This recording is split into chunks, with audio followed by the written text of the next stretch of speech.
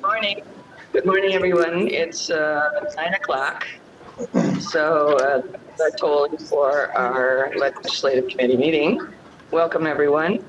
So I will call the meeting to order. And we have, everybody is participating by video conference this morning. We've got of course, our staff at AQMD. But we have Joe Buscaino on remote. I don't think he's here yet. Yes. And I see Supervisor Rutherford, good morning. See Dr. Burke and Dr. Parker are here, so we do have a quorum and we can go ahead and get started.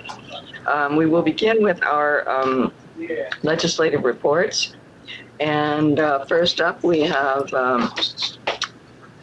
Cassidy and Associates, I believe, with Caleb reporting to us. So Caleb, tell us what is happening in Washington, D.C., an update on your written report, please. Yes, just a few things to add to our written report. The first is that the Congress has reached a large-scale spending deal. This will be broken into two portions. There's going to be a defense and healthcare labor portion of the spending deal, which will be full one-year appropriations bills that will be voted on in the coming week. And then the second is that Congress or the leadership has agreed to do a continuing resolution at higher spending levels through December 7th for all other agencies. This means that Congress, there will be no agency shutdown unless President Trump refuses to sign the deal that Congress passes, which remains to be seen. Of particular interest to South Coast is that some DOE funding and vehicle programs are on track to receive more money. The DOE EERE Vehicle Technology Program will receive funding increases as well. Also, yesterday, just briefly, there was a House Science Committee hearing on glider kits. Unfortunately, no South Coast Region member attended, but we provided a write-up of that hearing to the South Coast staff. Thank you. I'm available for any questions. Okay, are there any questions for Caleb on that report? Seeing none, we will move on to the report from Kadish and Associates, and Mark Kadish, I believe, is on the line. Mark, go ahead. Good morning. Good morning. Good morning, everyone. I'll just provide a brief update. Caleb did a good job on the appropriations bill. I just want to point out that since the report, I think we forwarded you the letter that Senator Feinstein and Senator Harris have sent to the administrator of the EPA and to the DOT about their opposition to the CAFE standard changes and asking for more time for public comment. That letter notably was signed by 30 other senators. So we're continuing to push back against the administration proposal on CAFE standards.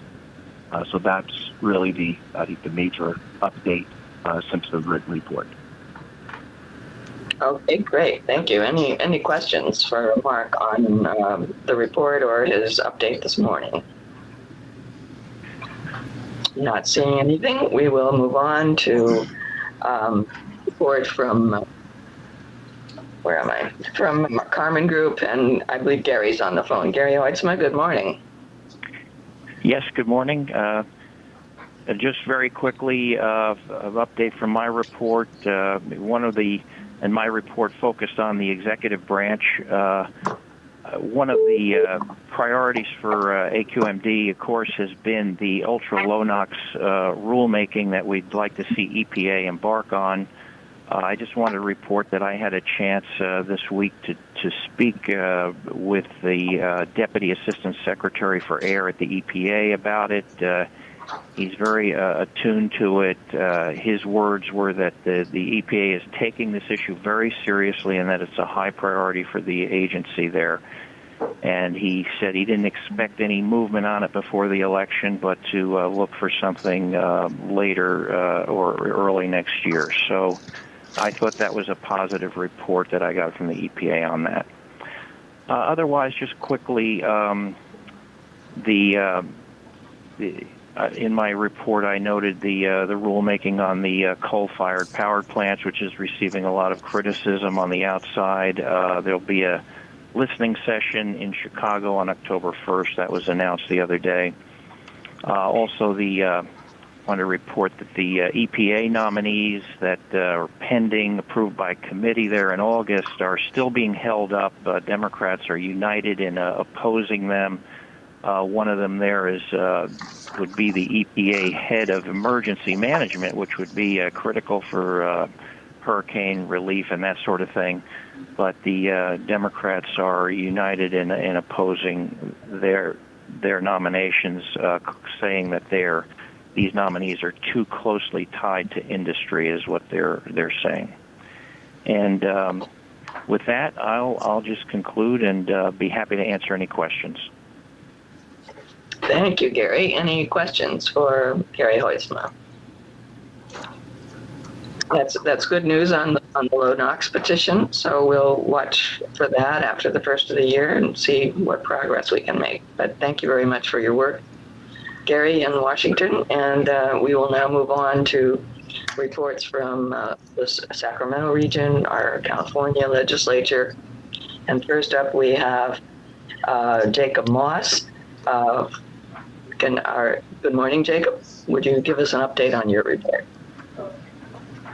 Good morning, Madam Chair and members.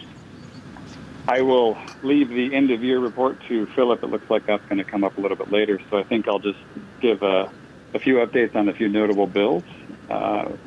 One bill that I did mention in my report was AB 193. That's the Cervantes Zero Emission Assurance Project. Last night, that bill was signed by the governor. So at the time of my report, it had just been delivered to the governor's desk, but it was signed along with a package of zero-emission vehicles bills and electrification bills. And then SB 100 was signed on September 10th. That was Senator De Leon's 100% renewable electricity bill. That was a 2-year bill. It was signed in a signing ceremony by the governor. A lot of speeches were given. It's a pretty ambitious goal. It accelerates the existing RPS target that is 50% by 2030 to accelerate it to 2026. That's a new RPS target of 60% by 2030, and then requires that by 2045, all electricity generation in the state be from zero carbon sources. So that's a good thing for South Coast to the extent that natural gas plants are contributing to local pollution. This should accelerate the phase out of those facilities. And a couple of other bills of note that were not bills that we had taken positions on, but we had offered technical support to CAPCOA. The first was SB 64, which was Senator Wachowski's bill that was initially it was fairly expansive, and it would have created some conflicts with some of our existing rules. So we provided a lot of technical input to CAPCOA, and the bill ultimately ended up as a study bill, but then failed on the Assembly with only 33 votes. And then the last bill that was also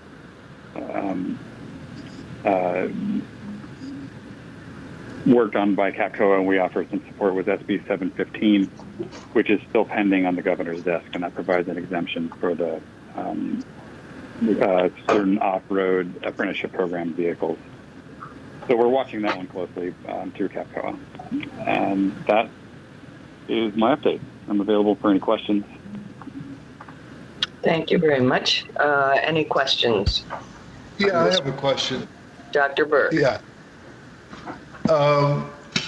Have you heard about the San Francisco poll that indicated that Kevin De Leon was only 8 points behind Dianne Feinstein, and that Cox was only 5 points behind Newsom? I've heard a lot of different polls, and I'm sorry that I don't know this specific one that you're mentioning. But it seems like every day there's some new information that indicates that the races are much closer than we thought they would be. Okay, thank you. Thank you. Any other questions? Okay, thank you for the report. We'll move on to the report from Gonzalez and Sons, and I believe Jason is with us this morning. Good morning, Jason. Good morning, Madam Chair and members. Very briefly, I just wanted to give some numbers that have been released. The legislature during the 17-18 session introduced 5,617 bills. To date, 1,745 have been chaptered. About 2,016 have failed. And the governor has 1,562 left to act on. I guess the point of that volume of legislation moving through the legislature is to, one, compliment the board, Wayne and the management team. Your presence in Sacramento, your expertise has been successful. It's been well received, and I think the 17-18 session was a positive one. And then just very quickly to Dr. Burke's question on the polling. After 2016, I don't give a lot of credence to polls, but the undecided numbers are still in the 20 to 28% range on the various polls. So it's early to tell. But with that, I'm happy to answer any questions. Thank you, Jason. Any questions? Okay. We'll move on to the Quintana Cruise Company, and we have, I believe, David Quintana this morning. Would you please give us an update on your report? Good morning. Yeah, good morning. Thank you, ma'am. I'll be extremely brief. Just two things to add since the report was submitted. Both AB 2091 and SB 1260 are now on the governor's desk awaiting action. And that's it. Okay, thank you. Any questions on his report? Okay. We have a couple of informational items that Philip Crabb will be reporting on for us this morning. The first is the end-of-year report on state legislature and governor's actions on the 2018 legislation. I'm sure he's going to cover all 5,600 bills. So do you have 2 or 3 hours here, guys, so we can... Not at all, not at all. He's only covering about 3,940. Well, good morning, Madam Chair and committee members. Just going to cover mostly those affecting South Coast. So in Sacramento, the state legislature adjourned on August 31st for the 2018 legislative year, the second year of a 2-year session. The state assembly and Senate combined to introduce over 2,600 bills in 2018 and sent over 1,500 bills to the governor for its consideration. The bills to the governor include some leftover 2-year bills from 2017, and bills that did not make it to the governor's desk are now dead. The governor now has until September 30th to sign into law or veto all bills passed in 2018, and all bills not acted on by the governor will also become law. Specifically for the South Coast region, this was a successful legislative year in several ways. One key area of success was on the funding side. As in previous years, the distribution of Greenhouse Gas Reduction Fund monies, along with other funds, took the spotlight in the later stages of the legislative year. Through Budget Trailer Bill SB 856, $1.4 billion in GGRF monies were allocated along with funding from other sources based on an agreement between the governor and legislative leadership. First, $50 million in statewide funding was secured for local air districts to fund implementation of the duties and responsibilities mandated by AB 617 to reduce community-level criteria pollutant and toxic emissions, including through air monitoring and emission reduction programs. SCAQMD will receive a portion of this funding, and $20 million of this allocation came from the GGRF, and $30 million of it came from the Air Pollution Control Fund. This is an almost doubling of last year's funding level of $27 million.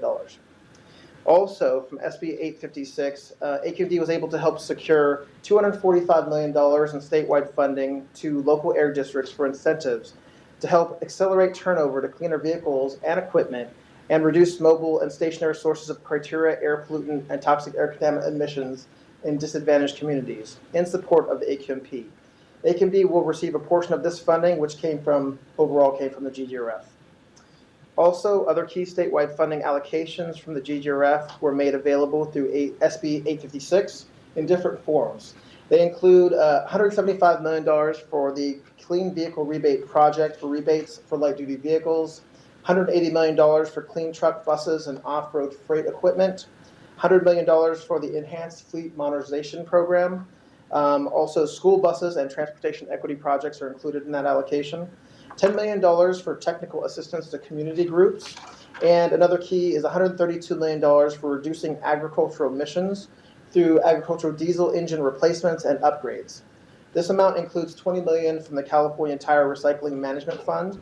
And although still to be determined, AQMD worked hard to facilitate more of this type of funding coming to the South Coast in 2018. Overall, South Coast staff will be working hard to secure the South Coast region's fair share of SB 856 allocations in order to further efforts to meet AB 617 requirements and federal air quality standards for the region. AQMD was successful in a joint effort with other stakeholders, including CAPCOA, to reject a governor's proposal to divert about $26 million in statewide tire fee revenue, and that included over $11 million for AQMD, from the Carl Moyer program to the Department of Fish and Wildlife, with a proposed backfill from GGRF funding. Further, AQMD's sponsored bill, SB 1502, relating to public notice requirements, was passed by the legislature and signed into law by Governor Brown. This bill will allow more modernized methods of public notice, including the use of electronic mail. Overall, this proposal will reduce costs, increase efficiency, and allow for increased public awareness of clean air issues and increased public participation in the clean air process.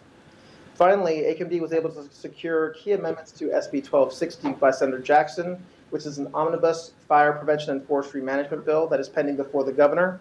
The amendments would allow AQMD to issue controlled burn permits for open outdoor fires and mechanized burners within Los Angeles County. This would promote fire hazard mitigation within LA County in a way that also reduces air pollution. And that's my report. Thank you. Great, thank you very much. Do we have any questions from Phil's report? So one thing I think would be useful is to get a little chart of the SB 856 monies, the GGRF fund monies, maybe for our committee members, so we can see exactly how much money was allocated to in the certain categories. I'd like to see that. And we can hear it, but to actually see, for me, I'm a visual kind of learner, so I need to see it on paper and like chart it out. So that would be very useful, and maybe would appreciate having that as well. And next we have another report on the public survey update for the potential sales tax increase, a ballot measure that the district is considering for air quality funding. And Philip, you have that report as well, so please go ahead. Yes. In light of the recent approval by the governing board for staff to seek legislative authorization for a potential sales tax increase ballot measure in the South Coast region to benefit air quality, staff would like to provide an update to the committee regarding the efforts in line with that direction. Staff is working on developing a second public survey, and more specifically regarding the potential sales tax ballot measure. The survey would be more focused on exploring opinions regarding a potential sales tax increase, as well as determining what air quality related issues are most important and which points of view are most persuasive to survey respondents. This is important to gauge because if the legislation is successful, a voter-driven ballot initiative could be what puts this proposal on the ballot.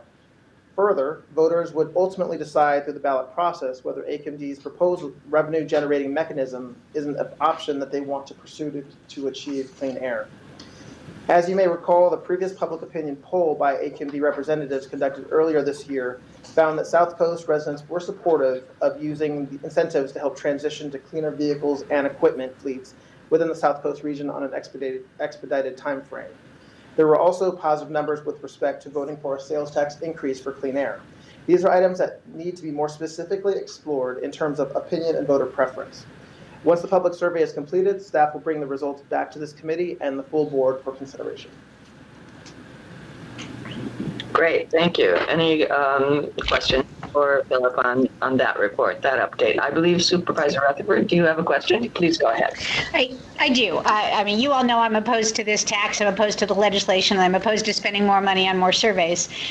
So you know where my vote's going to go. But I'm curious about is it sounds like we're describing the survey, that it's a survey that would be more appropriate to help design a ballot measure that we don't even have authority for yet.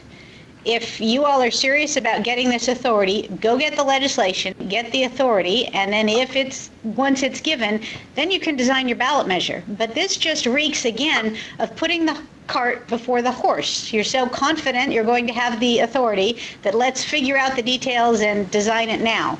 I think it's inappropriate. I think it's a bad use of the agency's resources. I think we should be spending money to clean the air rather than on doing political surveys. I'm opposed. So, Questions or comments? Madam Chair, could I comment? Supervisor, go ahead. Just on the Yes, of course. on the issue of how is this relevant to seeking legislation?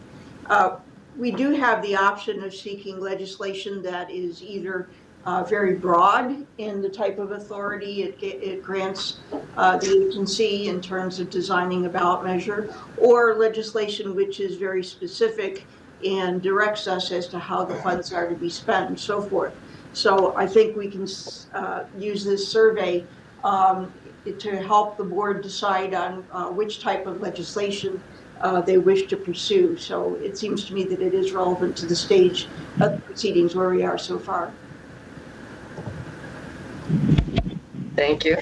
Well, I clearly disagree, but how much is this going to cost? Oops, hold on. We executed 75,000. 75,000, Supervisor Rutherford.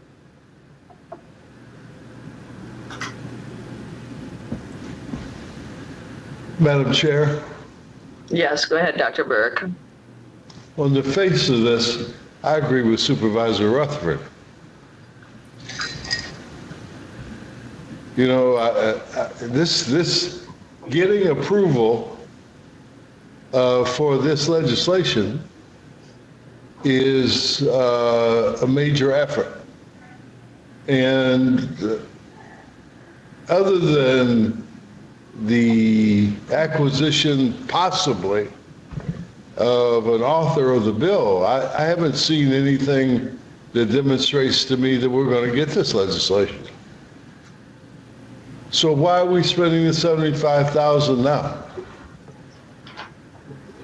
So, Mr. Chairman, if I may, we have spoken with legislators, and I would basically say that there is no certainty that the district would actually achieve the authorization through legislation to move forward.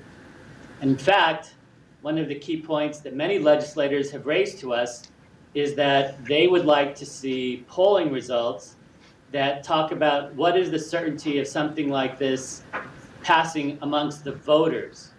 And the voter perception is very important to the legislators in terms of whether or not they would even support such an effort. So in order to move forward through the legislature, the poll is going to be very important to show them whether or not the voters is supportive of this effort.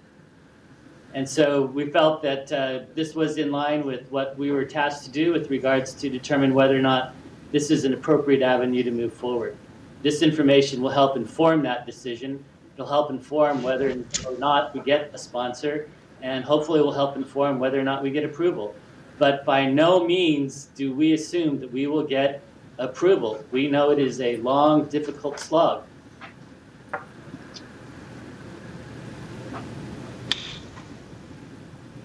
Any other comment? Let me mention that in our air quality management plan, one of the components of the plan was to get funding for the programs that we need to reach attainment and reach the goals that are set out in the air quality management plan. And so in the big picture, pursuing this avenue is part of what is laid out in our air quality management plan. We did this survey about a year ago, just as a preliminary measure to see, could this even be of use? Would it have any chance of succeeding? And now that we know from the results of that survey that there is a substantial chance of succeeding, the decision that we all made here to go forward seeking legislation this year is on the table. And it seems to me prudent to do an update on that survey that we did 1 year ago as we approach the legislature to ask for such a legislation that would allow us to proceed along these lines. So I don't think 75,000 is a huge amount to spend on this. We had a very good quality product last year from the survey company. And I think it's important that we do go down this road, as I said, as part of the plan. And I think we need to proceed in a prudent and fiscally responsible manner. I personally am obviously persuaded by the chair's testimony, but when the executive director says that there's been enormous support from the legislature or something, if somebody else knows it, I certainly haven't. I certainly haven't been made aware of that, and maybe we should get some information on that. If the chairman says that we should support this, I'll swallow and I'll go for it. But I think we ought to know where all this support is coming from that they're talking about. Madam Chair, can they answer that? Okay, go ahead. So, Mr. Chairman, I think that what you may be referring to are some of the initial polling results. And the polling results discussed the public support for electric vehicles to reduce emissions. So, for instance, the support for electric school buses was over 70%. When you look at the numbers on a county-by-county basis, there's variation. When we talk about overall that there was positive support for the numbers, that is borne out by the survey.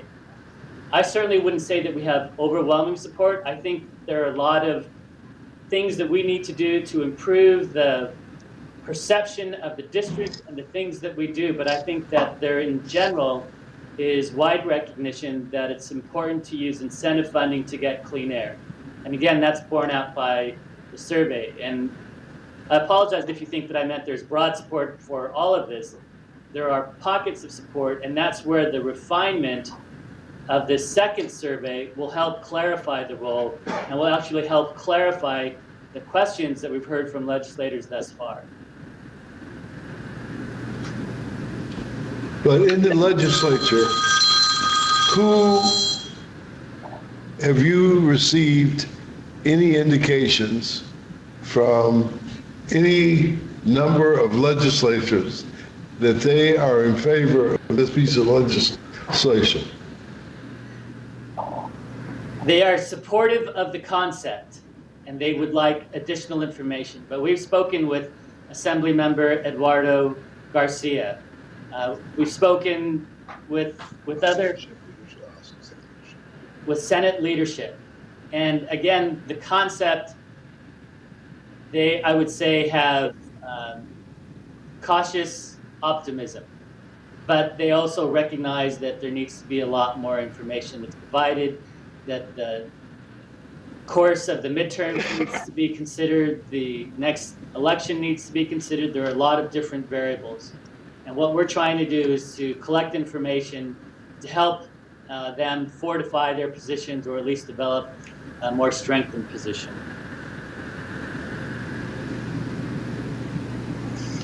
Madam Chair, Yes. I accede to your wishes, but this is a weak sister here.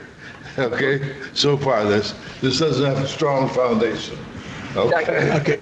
I recognize Dr. Barker. He'd like to speak. One of the things, if I recall correctly, and I don't have it before me, we're calling it a survey. Who recalls exactly how many people were interviewed? It seems to me it was like 700 to 1,000 people. 1,200, 12 to 1,400 is what we recall, Dr. Parker. Okay. And I assume that they were scientifically or strategically selected as to exactly who we would be asking those questions of? Yeah, based on the expertise of the survey company, and they were informed us that it was actually an oversampling in terms of the size of the survey. Normally, even less respondents are usually surveyed. So they made strong efforts to try to make it as complete as possible. And it covered all of our 4 counties, Los Angeles, San Bernardino, Riverside, and Orange County. Is that correct? Yes. What is going to be the difference between what you're saying, that survey and this poll? And I'm not so sure that I really totally understand what the difference is itself is, how we're going to go about, because I've seen surveys that they've done all over the United States in the last couple of months that basically is predicting whatever is going to happen, only using 1,000 people.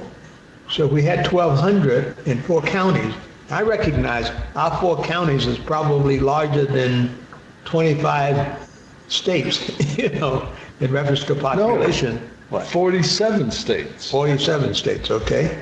So, but my question itself is, what is going to be the difference between the selection of these new now people that we're talking about, and we're calling it a poll, versus that of a survey, that is going to make things drastically different rather than the questions that we may frame to ask? So Dr. Parker, this is Derek Alatorre. So the updated poll that we're going to be doing is going to be more of a focused poll survey that is going to ask a number of questions specifically gearing towards a sales tax initiative, see what the appetite is for a sales tax initiative of the voters, and at what levels of the sales tax initiative are they willing to support. So those are... Didn't we ask it, as you're talking, didn't we ask that question in this survey? In the previous survey, we asked about it, but it was not as specific as we are going to ask this time. Okay. So, because this time we're going to ask at different levels, see what the appetite is for different levels of a sales tax increase.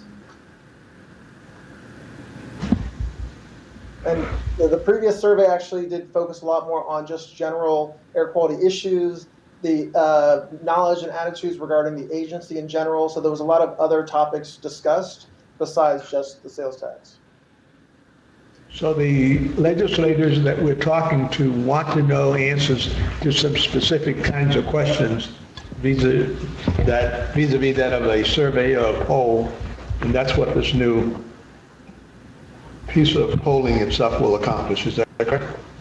So yes, so what was shared with us was that because of SB1 and the controversy with SB1, there will probably be a lot of reluctance by some of the legislators to support another sales tax increase. Although this is going to be different because what was done before was the legislature forced a sales tax increase on the people, whereas this time, this is going to be a voter, either the voters are going to support it or not.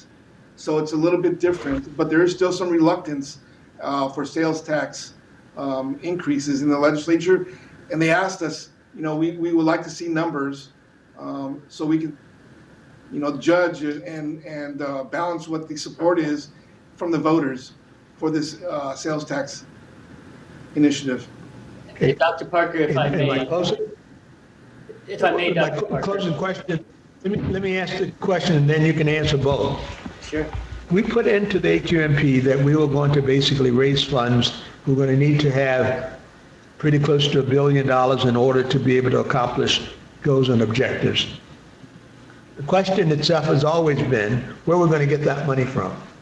And we said later that we would then come up with various different alternatives to do that. Is that correct? Yes, sir. So right now we're saying that one of the alternatives is to ask the constituents, or the taxpayers, will they basically be willing to be taxed in order to assist in doing that? Not totally for the entire amount, but certainly a substantial portion of that amount. And this is the way that we're going to basically go about doing that. So what we're doing is saying, fulfilling the objective that the board has already agreed to try to accomplish by saying, how can we basically go about raising these funds? Yes. Okay. All right, well, okay. I do want to add a couple things, and that is that the SB1 issue was a gas tax, and gas taxes have traditionally been not well received, and that's what we're seeing with SB1, and you have Prop 6 on the ballot. But it'll be interesting to see what happens with Prop 6, because there's broad support for an opposition to Proposition 6 by both Republicans and Democrats. The ultimate objective of that was to improve roads and bridges, and the constituency recognizes a need for that. So we'll see how the outcome on that comes. Sales tax measures, on the other hand, and a number of them have been passed in counties, are measure H, I believe, in Allen County. Two of those were for roads and transportation and transit. They passed very well. And I think Orange County has implemented such a sales tax for their roads and transportation needs. So those have had more success. And certainly when we go down this road, we would be assessing what the success of such measures could be. This is just a first step, in my opinion. We need to get the information from an update on our polling, particularly as to the sales tax amount. How does the public, what is the public opinion on that? We had only a couple of questions on the first survey that dealt with the actual sales tax.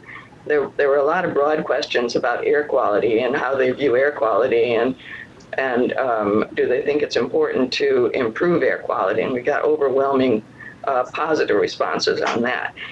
So this is where we are today, and as I said, we have a plan in our air quality management plan to find a funding source. This is one step.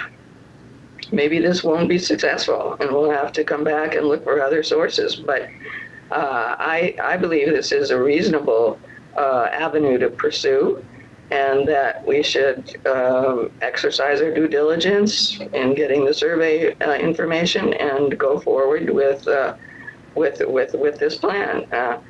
So if we don't do this plan, we better come up with something else to find $1 billion a year. This seems like a reasonable pathway to get to our goals. So that's my argument. And so any more? Well, with that, I look for a motion to support this expenditure of $75,000 to update our poll. Discussion. Excuse me, Madam Chair, this is an informational item, no motion required. Motion is required. Okay. All right. Okay, so we will move on with the... That's called being saved by the bell.